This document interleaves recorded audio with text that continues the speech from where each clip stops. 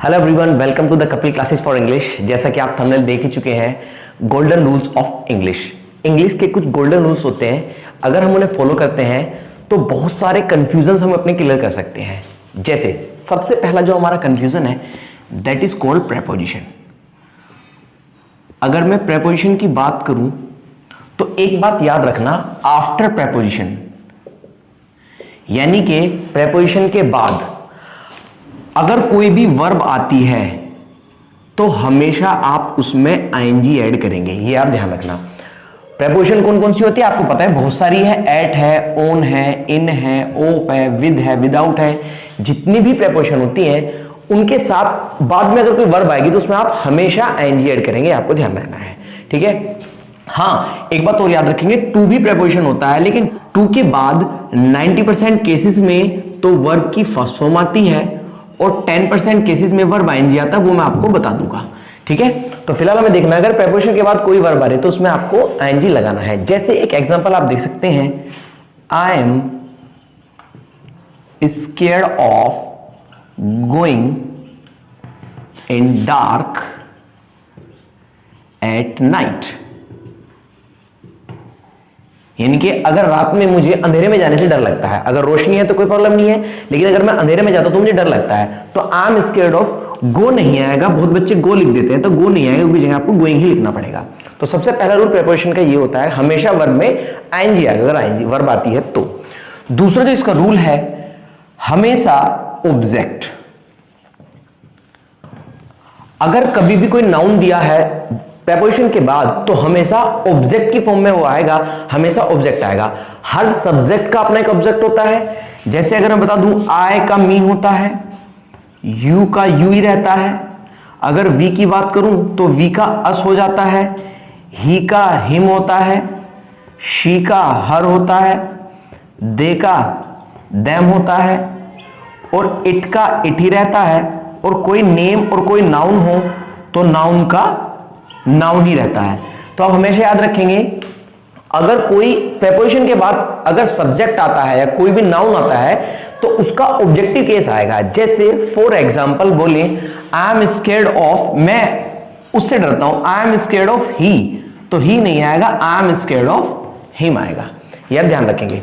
तो प्रेपोजिशन के दो रूल है बस, ये आपको ध्यान रखने हैं। और अगर मैं नेक्स्ट रूल की बात करूं तो नेक्स्ट हमारा आता है हैज, हैव और हैड, जिन्हें हम बोलते हैं हेल्पिंग वर्ब।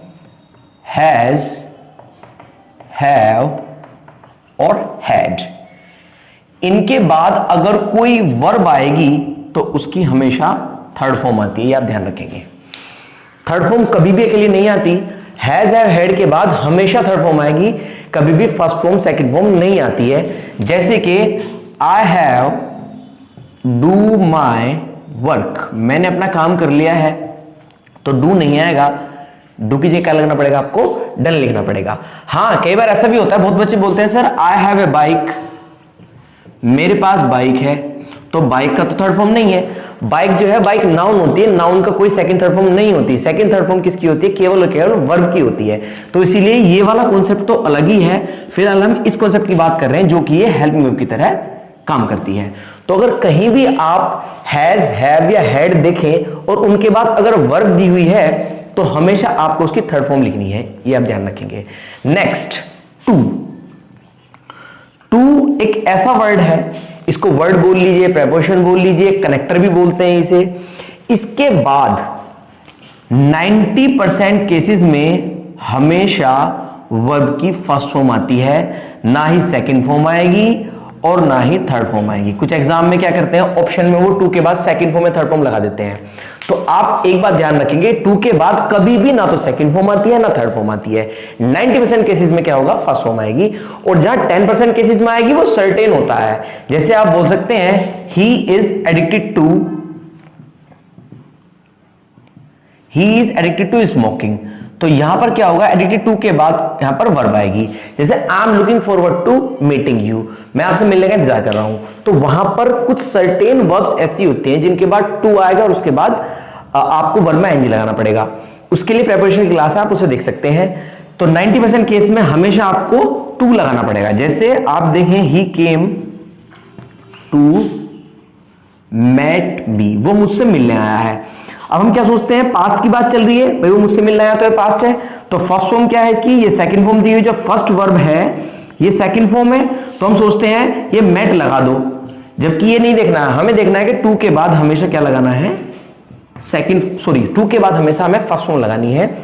तो भले ही उससे पहले फर्स्ट फॉर्म हो, सेकंड फॉर्म हो, थर्ड फॉर्म हो, उससे मतलब नहीं है, लेकिन हमें देखना है कि टू के बाद कौन सी वर्ब आती है। तो ये है हमारा दूसरा और तीसरा रूल, जो गोल्डन रूल है। दूसरा हमारा रूल ये है और तीसरा हमारा रूल ये है कि टू के बाद हमेशा हमें फर्स्ट फॉर्म ही लगानी है। अब नेक्स्ट गोल्डन रूल के बारे में हम बातचीत करते हैं। जैसे सबसे पहले एक वर्ड के बारे में बात करूंगा, बी। इसके बारे में मैंने प्रॉपर वीडियो बनाई हुई है, आप उसे देख लेना। फिलहाल बस आपको इतना बता दूं, इज, एम, आर, वॉज, वर और बीन, ये सभी के सभी बी का पार्ट है। अगर आप कहीं भी इज, एम, आर, वॉज, वर या बीन देखें, इट मींस अगर आपको कहीं पर भी बी मिलता है और चाहे ये बी के कोई सा भी पार्ट हो, या इज, एम, आर हो, वॉज, वर हो या बीन हो, इनके बाद कुछ सर्टेन चीजें हैं जो आती हैं। जैसे सबसे पहला, इसके बाद वर्ब आईएनजी आएगा इनके बाद, लेकिन उसका स्ट्रक्चर सिचुएशन क्या होगी, एक्शन गोइंग ऑन। यानी कि अगर आप बी के बाद वर्ब आईएनजी देखें तो उसकी सिचुएशन रहेगी action going on. Like I am teaching, मैं आपको पढ़ा रहा हूं, आई एम टीचिंग यू, तो एम कौन सा पार्ट हुआ, बी का पार्ट हुआ, आई एम टीचिंग। आपने देखा होगा यहां पर, शायद अगर क्लियर ना हो तो एक सेंटेंस देख लीजिए, he has been studying since morning, वो सुबह से पढ़ रहा है। तो बीन क्या है, वर्ब की थर्ड फॉर्म है, ये इसकी बी का थर्ड फॉर्म है, लेकिन इसके बाद क्या दिया हुआ है, आईएनजी। तो अगर बी के बाद वर्ब आईएनजी है तो उसकी सेंस आएगी एक्शन गोइंग ऑन। अगर इसके दूसरे पार्ट की बात करूं तो दूसरे पार्ट में इसमें आएगी वर्ब की थर्ड फॉर्म और ये कहलाया जाएगा पैसिव। अगर कहीं भी आपको is, am, are, was, were, been या बी के बाद थर्ड फॉर्म दिखाई दे तो वहां पर वो होता है पैसिव वॉइस। जैसे आपने सुना होगा, ही वॉज कॉट, वो पकड़ लिया गया। बाय द पुलिस आप लिख सकते हैं, कोई प्रॉब्लम नहीं है। जैसे आपने सुना होगा, यू आर फायर्ड, आपको जॉब से निकाला जाता है। बहुत सारे सेंटेंस हैं ऐसे जो यूजुअली हम देखते हैं, वो इज, एम, आर, वॉज, वर के बाद थर्ड फॉर्म जो आती है वो कहलाई जाती है हमारा पैसिव वॉइस। और कभी कभी डायरेक्ट बी भी आ जाता है, कोई प्रॉब्लम नहीं है। जैसे यू विल बी पनिश्ड, आपको पनिशमेंट मिलेगी, तो कोई प्रॉब्लम ही नहीं है, ये भी पैसिव है, ठीक है। फ्यूचर कंटिन्यूअस आपने सुना होगा, आई शैल बी टीचिंग यू, ये भी तो बी का पार्ट है, आई शैल बी टीचिंग यू। तो इसके बाद हमेशा क्या आता है, वर्ब आईएनजी या फिर थर्ड फॉर्म। अगर मैं इसके तीसरे रूल की बात करूं, जो इसका तीसरा रूल है कि बी के बाद या तो नाउन आएगा या फिर एडजेक्टिव आएगा, ठीक है। जैसे हम देखते हैं, ही इज अ टीचर, वो एक टीचर है, तो टीचर क्या हुआ, ये नाउन हो गया, तो बी के बाद क्या आ रहा हुआ है, नाउन।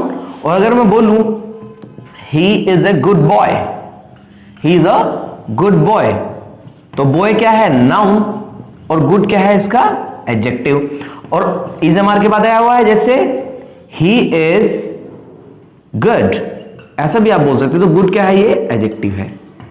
तो आप ध्यान रखेंगे कि be, is, am, are, was, were, इनके बाद चाहे बी सिंपल यूज हो रहा हो या इज, एम, आर की फॉर्म में यूज हो रहा है, चाहे वॉज, वर की फॉर्म में यूज हो रहा है, इनके बाद हमेशा केवल तीन चीज आ सकती है। सबसे पहली verb I N G action going on की सेंस आएगा, दूसरा थर्ड फॉर्म जो कि पैसिव होगा, और तीसरा नाउन या एडजेक्टिव में से कोई एक आएगा। इनके अलावा बाकी कोई चीज इनके बाद आ ही नहीं सकती है।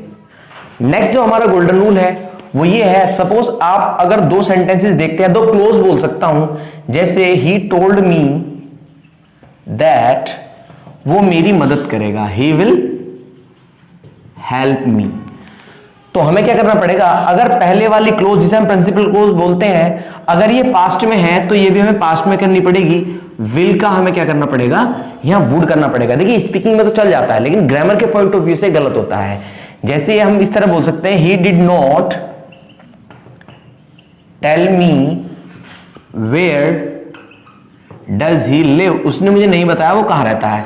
तो सबसे पहले प्रिंसिपल क्लोज जो है ये पास्ट में हो गई, और वेदर जो है ये कंजंक्शन की तरह काम कर रहा है। तो दूसरा एक और गोल्डन रूल है जो हम देखते हैं कि अगर सिंपल क्वेश्चन वर्ड दिया हुआ है, जैसे वेयर डज ही लिव, वो कहां रहता है, तो ये सेंटेंस बिल्कुल करेक्ट है। लेकिन अगर ये यहां तो एक क्वेश्चन वर्ड की तरह काम कर रहा है, लेकिन अगर कोई क्वेश्चन वर्ड कंजंक्शन की तरह काम करे, दो क्लॉजेस के बीच में आता है, तो उसके बाद जो सेंटेंस होगा वो सेंटेंस सबसे पहली बात तो सिंपल होगा, जिसे हम अफर्मेटिव भी बोल सकते हैं। तो यहां क्या लिखना पड़ेगा, वेयर डज ही लिव की जगह हमें लिखना पड़ेगा, सिंपल कौन सा होता है, सबसे पहले सब्जेक्ट आता है, फिर हेल्पिंग वर्ब आती है, फिर मेन वर्ब आती है, फिर ऑब्जेक्ट आ जाता है अगर दिया हुआ है तो अगर कंजंक्शन की तरह कोई क्वेश्चन वर्ड काम करता है तो उसके बाद हमें सिंपल सेंटेंस बनाना पड़ेगा।